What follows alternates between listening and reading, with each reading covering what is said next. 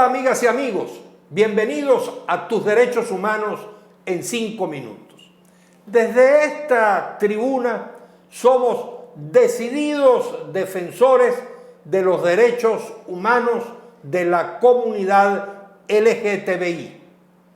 Hablamos del reconocimiento de la diversidad sexual y de las identidades de género, es decir, de las personas que tienen un sexo o una orientación sexual o un género no aceptados por eso que llaman la heteronorma o el binarismo tradicionales, que sostienen a la heterosexualidad como el modelo preferido, a veces único, o la norma social para la orientación sexual.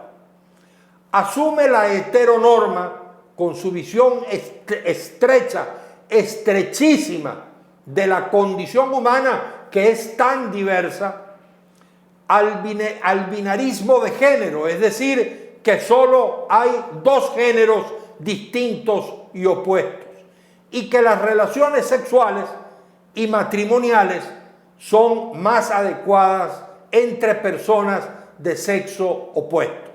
De allí derivan entonces la exclusión de la comunidad LGTBI como sujeto de derechos humanos.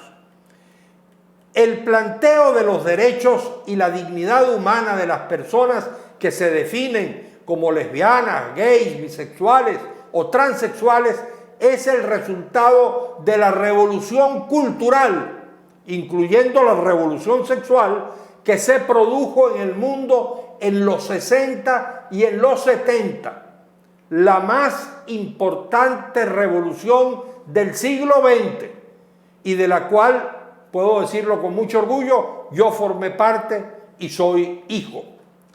Junio es el mes del orgullo LGTBI, por eso hoy, iniciando ese mes, tenemos con nosotros a Richelle Briceño, activista por los derechos humanos de la comunidad LGTBI, quien va a hablarnos de las tareas más importantes de ese movimiento civil por los derechos humanos. Adelante, Richelle. Feliz día para todas y para todos. Hoy, 1 de junio, se inicia el mes del orgullo LGBTI o mes de la rebelión de la diversidad sexual que se celebra en Europa, América Latina y en todo el mundo.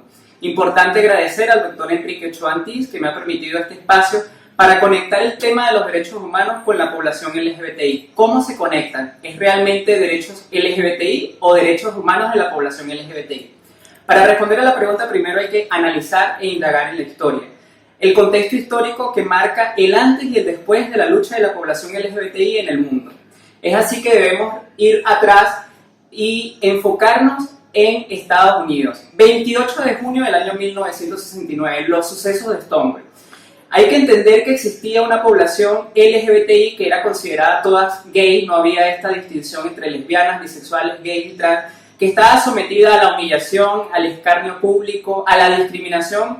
Era un sistema opresor que limitaba las libertades de ser y expresarse libremente en la sociedad. Entonces existían, por ejemplo, espacios públicos únicamente para personas gay o espacios privados únicamente para personas gay. Es así que existía entonces el bar Stonewall Inn, ubicado en la calle Vilas de Nueva York.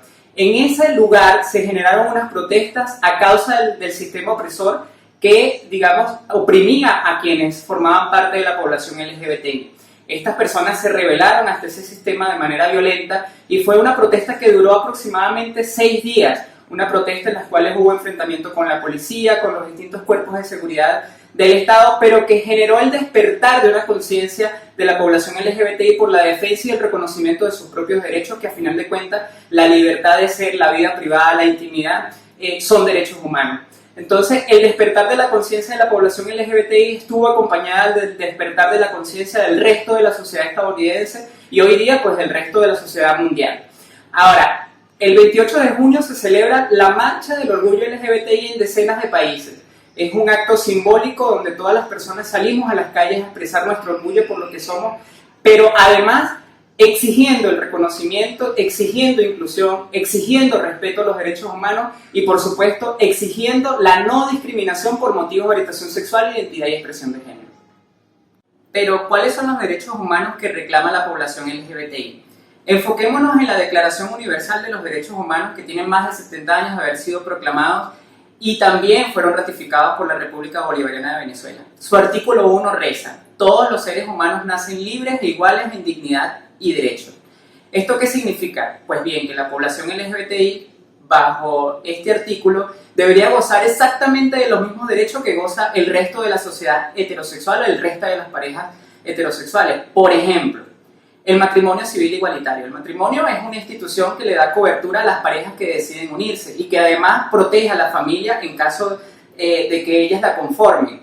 Ahora, ¿qué efectos produce el matrimonio? Que se reduzca en principio la discriminación hacia las personas del mismo sexo y también que se reduzcan las situaciones injustas, como por ejemplo aquellas donde una de las parejas fallece y la familia deja en la calle a la otra pareja que durante años pues han creado una comunidad de bienes.